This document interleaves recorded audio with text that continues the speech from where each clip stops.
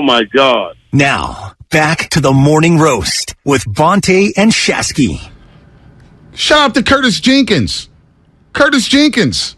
You're going to see the Dubs and the Clippers November 23rd at Chase Center. Nice. How about that? He got the question right. He was listening to the interview. Nice. John Bosa will be at Levi's. Wait. Not wearing a jersey.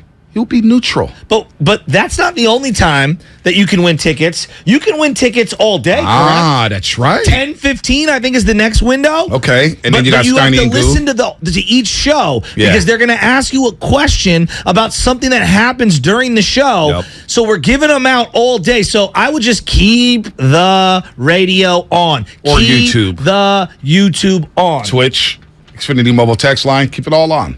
Keep it all on. You want to listen, you can go to a Warriors game, especially against the Clippers. That's going to be a big game on a Wednesday, November 23rd, right before Thanksgiving. Our big man, we had to cancel him a couple times last week, and we apologize because Brad is the dude. He is the man at SF Niners. He breaks it down, retired offensive lineman. We love him here on the roast, and he's doing big things. I mean, he's big time now. He's doing weekly hits on Cron 4 with Jason Dumas and Kate Rooney. I'm not sure. He's going to be asking us for money soon to get on this show.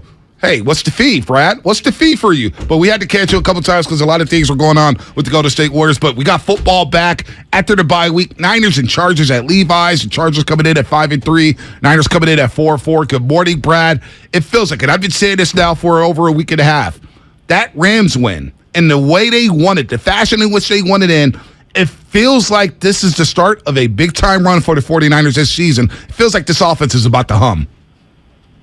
Bonte, Butch, thank you as always for having me on. I'm glad we could connect after the bye week and especially after that win against the Rams because after that loss to the Chiefs, making it 2 with the Falcons game as well, I think we spoke before the Falcons game, it felt like the 49ers could be turning in the wrong direction, but of course they make the Christian McCaffrey trade and then they take care of the Rams heading into the bye week.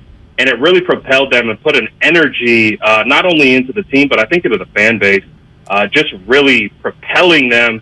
And you look at the schedule, it looks like an awesome opportunity for the San Francisco 49ers to go on a pretty legendary second-half run here. When they added Christian McCaffrey, I think a lot of 49er fans were like, oh, okay, know him in fantasy. I've seen him a few times. He's a really good player. And then we watched him play, and it's like, oh, boy. He is a fantastic player. Didn't know he was that tough. Didn't know he was that versatile. I feel like he might be the best player on the 49er offense right now. What do you think, Brad? I wouldn't disagree with you. I mean, the San Francisco 49ers have Trent Williams, Deebo Samuel, George Kittle, Brandon Ayuk. They're getting Elijah Mitchell back. I mean, the weapons are endless, right, on that 49ers offense. But when you plug Christian McCaffrey into it, I mean, I don't know. You guys tell me. I know you guys do a lot of Warriors coverage, and I'm a Warriors fan myself. And I think of Christian McCaffrey in a slight sense of Stephen Curry in the way that he creates gravity. Defense has to pay attention to where Christian McCaffrey is on the field at all times. So if they put him in the slot, it changes the relationship of the defense, linebacker, safeties, and how they're playing this offense. And then we know Kyle Shanahan. He's going to go the opposite direction, or he's going to attack the weak spots in the offense that or defenses that they show. So Christian McCaffrey is just an electric player. And of course, we're in the Bay Area, so we've watched him since he's been at Stanford. And it's been phenomenal to see his career up until this point, but to see him in a Kyle Shanahan offense right now, I mean, it's electrifying. Brian, we're talking to Brad Graham. SF Niners does a great job covering the 49ers. Check him out on YouTube, Instagram, and, of course, Twitter. He brings out the best 49ers content out there. You bring up Christian McCaffrey and the gravity, and there's one play that sticks out to me, which leads me to believe this offense is about to explode. Second quarter, you know what I'm talking about. McCaffrey goes out to the flat. George Kittle goes down the seam. And the linebacker, Ernest Jones, number 53, is like, oh, my gosh, number 23 is in the flat. I got to run. And Kittle's wide open down the seam for a 20-plus yard gain. Now it's like, when's the last time George Kittle was that wide open? So to speak of the gravity, that's what happens here. That's why when you insert Deebo Samuel, what is he going to do with the extra space with Christian McCaffrey on the field at the same time as him? Oh, my goodness. I can't imagine what Kyle's going to be cooking up with Deebo Samuel and Christian McCaffrey. Basically, both positionless players. You could put them out in the slot. You could put them out wide. You put them in the backfield. And having those players on the field at the same time, it's going to be a lot of fun to see what Kyle's cooking up because we all know Kyle loves scheme manipulation. So those two players are the epitome of manipulating pre-snap and post-snap. And that play that you brought up, Bonte, was the perfect example of the gravity, because when we see George Kittle go out into passing routes, he's either bracketed or he's double covered. Mm-hmm. It's really hard to get Kittle free. And with Christian McCaffrey and now Deebo Samuel coming back, Elijah Mitchell's going to be back, I'm really excited to see what this offense looks like. And we've seen it's been kind of up and down throughout the first half of the year, but I think they're really going to kick it into gear in the second half. Brad, who's the guy who's playing at the highest level but isn't getting the proper, praise for how well he's playing? I am a big offensive line guy, and I study the offensive tape every single week when it comes out, and I really watch the O-line. I don't think, I'm giving Aaron Banks a lot of respect, but I don't think he's talked about enough. I think Aaron Banks is having a phenomenal season. He's playing with Trent Williams to the left of him, arguably the best offensive lineman in the world. I think Aaron Banks arguably is putting up better tape this year in his first full season as a starter. He is proving to be phenomenal in pass protection. The way he reads stunts, reads blitzes, passes them off. He's always on his keys. I'm really, really excited with the play of Aaron Banks, with a lot of questions that we had. And we were at training camp, and we didn't have the most stellar training camp. And are they going to put Poe in at guard? Like, we had those conversations. And to see Aaron Banks come on the way he has and just really, he hasn't given up a sack this year, and he's played some elite interior defensive linemen, Chris Jones, Aaron Donald, Grady Jarrett, Derek Brown. The list goes on, and he's done a phenomenal job. So I think Aaron Banks deserves a lot of credit. Brad Graham here on the Morning Roast on 95.7 The Game does a great job covering the 49ers. Follow him at SF Niners, YouTube, Instagram, you name it. He's got all the follows there. He has all the great content. You heard him breaking down Aaron Banks there at left guard. Looking at the Chargers here, they've got some injuries, but the one matchup I'm looking for on the flip side is Austin Eckler versus Fred Warner Jr. Now, I don't know the status of Drake Greenlaw. I don't know if he's in and out. Maybe you could touch on that, but Fred Warner Jr. shadowing Austin Eckler is the matchup to watch for me when it comes to the Niners defense against the Chargers offense. Well, we've made a lot about Christian McCaffrey, right? And you look at the Chargers' Austin Eckler, he's their version of Christian McCaffrey. He can be used in a multitude of different ways, whether it's pass catcher or as a runner. He's just a slippery running back. And the 49ers sounds like they're going to be getting Drake Greenlaw and Azeez Al-Shaair back. So that's going to be huge for them in that defensive linebacking core, and just getting those three studs back on the field. When you look at that offense that's led by Justin Herbert, Herbert can put the ball wherever he wants. He has an amazingly talented arm, and he can really fit the ball into tight windows. And I think, but we also understand Keenan Allen, Mike Williams most likely won't play in this game. So it's going to be a lot of Austin Eckler. So Fred Warner, Azeez Al-Shaair, Drake Greenlaw, they're going to have a big task in trying to stop Austin Eckler, because as we've seen, he is also an electrifying running back. Yeah, there's no doubt about that. I'm really excited. Look, we've had 8 weeks. We're kind of at the halfway point, even though there's not 16 games, there's 17. What's the number one thing that you've seen that you believe gives you the most optimism moving forward in hopefully a deep playoff run for the 49ers? I mean, I have to come back to that offensive line. I feel like when we came into this season, again, we kind of talked about Aaron Banks a little bit. There were just so many questions with Jake Brendel, Spencer Burford, Mike McGlinchey with his leg, and we also know that Trent Williams was going through some injury concerns. But I really do believe that they have been a foundational piece up until this point. And with these added weapons in the Kyle Shanahan arsenal, I think the offensive line is going to continue to propel this team forward, because we understand they want to run the football. And when you look at the Chargers, they have the 32nd ranked yards per carry in the NFL, so they are susceptible to being gashed by the run. And so I think the 49ers, looking at this week, have an opportunity to do a lot of damage in the run game. What's the number one thing that you're most concerned about that could be an Achilles heel and set them back if they want to make a deep playoff run? You talked about the Achilles. Oh, I didn't even mean to. Oh, no pun intended. I didn't even mean that. Oh boy, Injuries. I was not trying to be heavy-handed. I apologize to Jason Verrett. No, I totally understand what you were saying as well, but I think that is kind of the point of where the 49ers are at. Their biggest issue right now is health. If they can stay healthy, they're the only team that can stop the 49ers are themselves. We've seen it time and time again.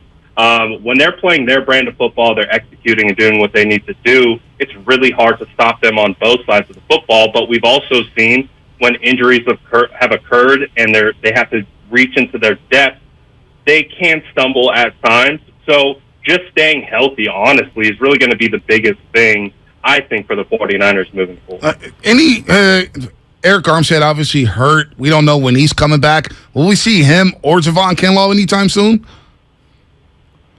I'm not holding my breath. I would love to see both of those players back on the field because I think the 49ers have been missing that interior defensive line talent, the run-stopping ability, the creation of double teams on the interior. I think it's been really lacking, and, they've been able to get to the linebackers at a higher rate.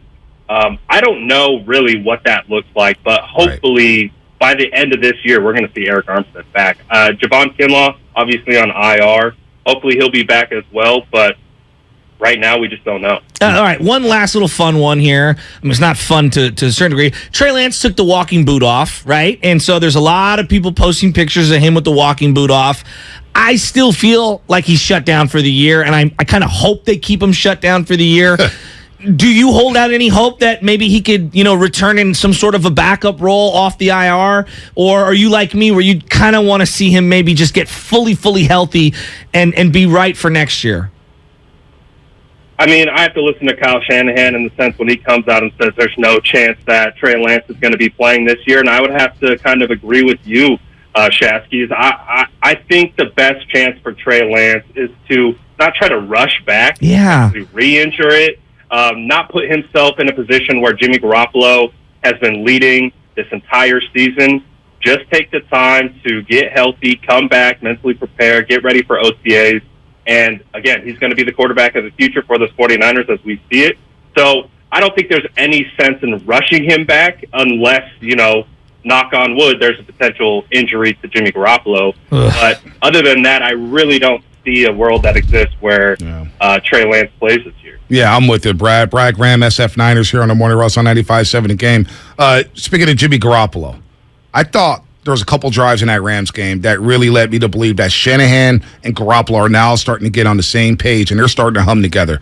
The drive when they took the lead, Jimmy Garoppolo was 7 for 7 on that drive to make it 17-14 Niners. And then when they were up 24-14, Shask and I were talking about this earlier, there's so many games we've seen under Shanahan where they're up 10 in the fourth. They'll try to take the air out the football. Instead, Shanahan said, go ahead and throw that ball, number 10. He threw a dime to Ross Dwelley and then the dime to George Kittle. It feels like for the first time in a long time, those two are on the same page. So when I see Derwin James and I see Khalil Mack lurking around the line of scrimmage, it feels like Shanahan and Garoppolo had the plan. And with all these weapons, it feels like that relationship that is at its best since, 2019 maybe?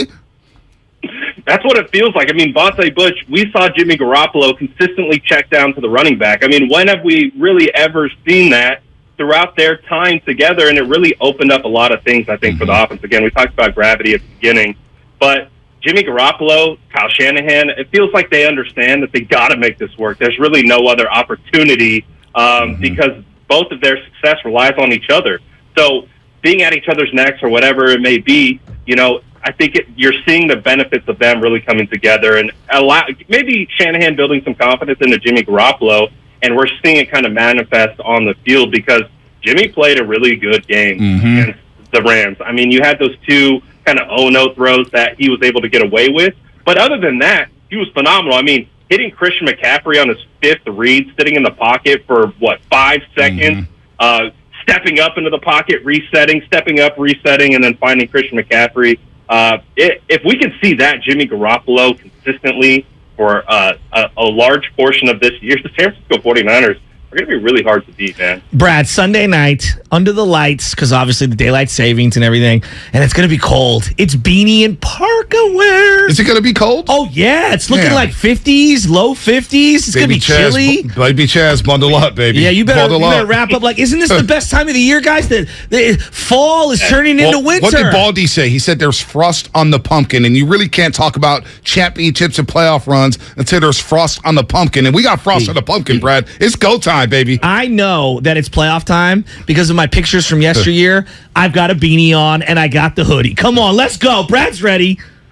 Oh, I'm pumped, man. I can't wait to get out there.